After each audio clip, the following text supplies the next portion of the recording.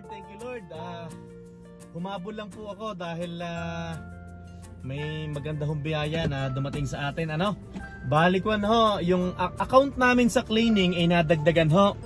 Ito, nagkita ho kami dito sa area ng Mahal na Reyna.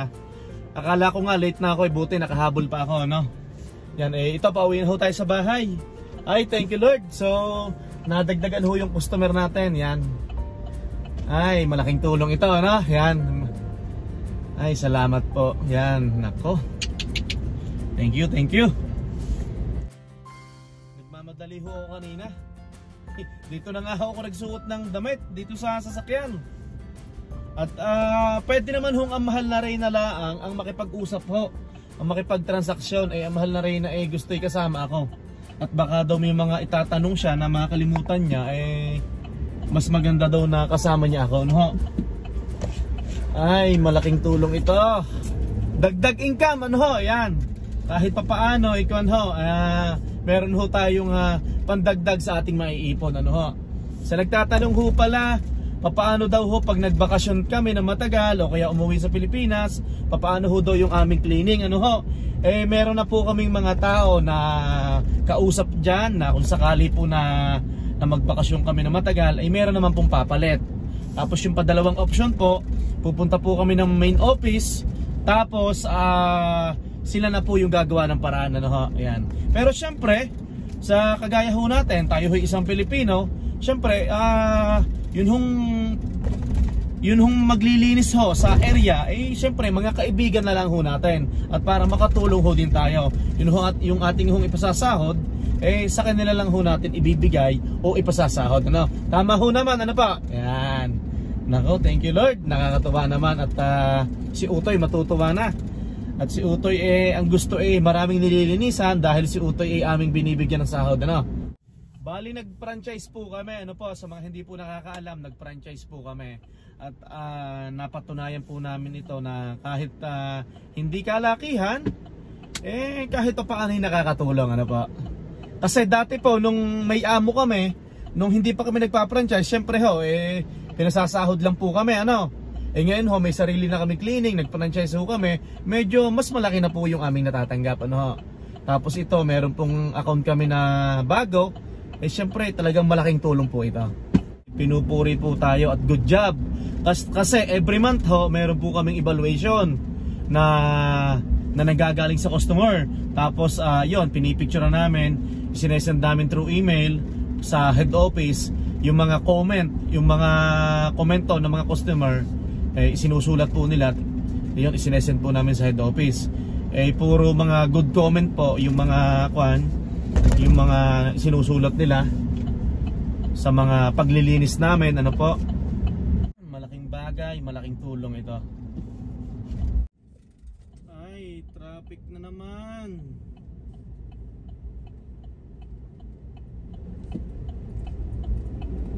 Thank you. Pinagbigyan tayo.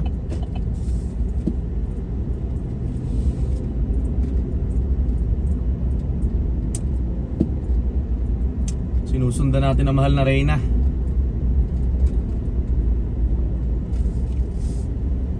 Nagulat ho ko nung isang araw, nung Lunes yata yun. Sabi nung pagtawag ko, head office nga ho tumawag na, Howard, congratulations, you have another account, yung blah blah blah, I read your evaluation, yung performance nyo, yan. So ito, may bago akong account, malapit lang dun sa location nyo, yan. Siyempre, natuwa agad ako. At siyempre, pag banibagong account ho, ikwarta yan, malaki huding tulong.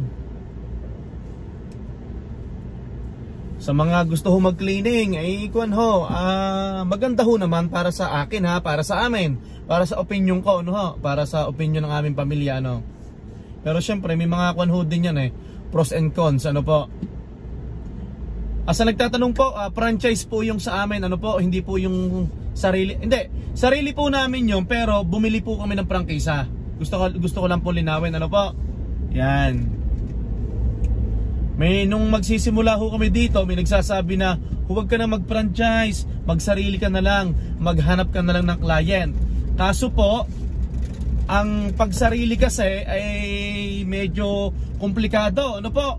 Kagaya po noong may pinuntahan po ako na isang tropa. Yung daw kumari niya ay nagsarili. Ano po?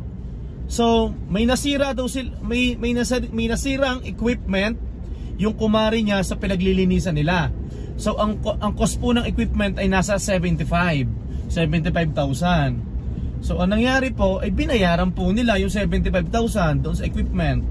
So ang kagandahan po sa ganito ng prangkisa, yung po mga insurance, ang mananagot na po yung master franchisee, yung pinaka head office po namin. Ano? Yun po yung pros naman dito sa pag nag-franchise ka. Pero syempre may mga pros and cons po yan. Ano po? Doon po sa mga matatagal na nagki-cleaning dito sa Canada, lalong-lalo na po doon sa mga nag-franchise at saka sa mga sarili na nila na hindi prangkisa. Paki-comment na lang po at para makita po ng ating mga manunood at mabasa, ano ho, para mas malinaw po para sa kanila. Ito pong paglilinis na ito ay ginagawa na namin po dati noong nasa Newfoundland and Labrador pa po kami. Naglilinis po kami ng daycare, naglilinis kami ng bangko, naglilinis kami ng warehouse, ano. Tapos pagdating ho namin dito sa Edmonton, ayun, meron po kaming kaibigan na nakakilala na naghanap ng cleaner. So, pumasok po kami. Ginawa namin part-time to. Then after that, syempre, nalaman ko na nag-franchise pala siya. Tapos sabi niya sa akin, Kuya Julius, shoutout nga pala sa'yo. More blessing sa inyo ni Ate Aibo, no? Bale, yon, nalaman namin na nag-franchise siya. Tapos tinanong niya kami, baka gusto niyo ding mag-franchise, mas maganda ang ganito. May full time ka sa umaga, tapos meron kang part time sa hapon. Kung ayaw mo namang linisin, kumuha ka ng tao mo na maglilinis, pasahurin mo. Sabi ko, maganda nga to Tapos yung naggabay sa amin na yon, sa ngayon meron na siyang 18 or 19 na building na nililinis na mga area, ano po, yan. So ang laki ng income niya monthly. Tapos may sahod pa siya sa full time. Pero may mga tao na po siya kasi hindi na po kayang linisin yung 18 area, 18 buildings na siya lang. May mga tao na po siyang pinasasahod, ano po.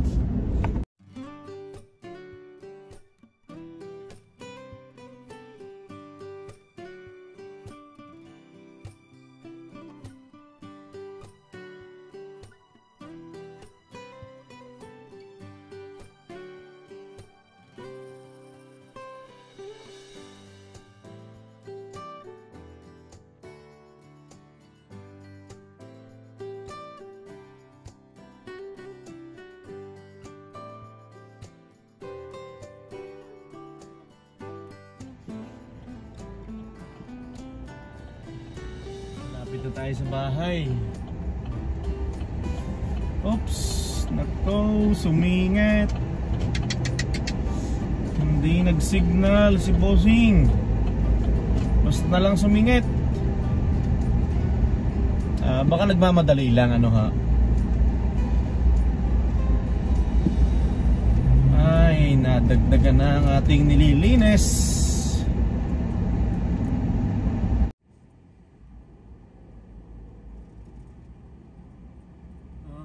Dito na tayo.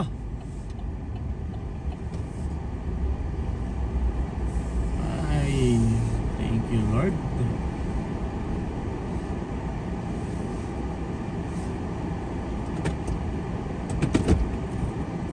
Papasukin natin dito, mahal na Reyna. Hintayin natin. Ay, meron na tayong kontrata. Kontrata, meron na. Dito, sa likod ka. Matawag si Bruce. Si Bruce? Oh, sige. Sagutin mo. Hello? Hello, Bruce. Hindi, mamaya. Ayusin mo mamaya.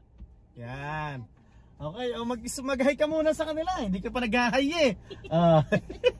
Yan, may bagong account na po kami sa cleaning. Mag-hi ka naman dito. Lumapit ka, baka hindi ka makita. Yan, hello po. Yan. Yan ang mahal na Reyna. Nasa likod yan. May bagong account tayo sa cleaning. Yan. sabihin. So, yan. So, salamat po, Lord. Happy ka ba? Siyempre. Yan. At least, madadagdagan po yung income natin, ano?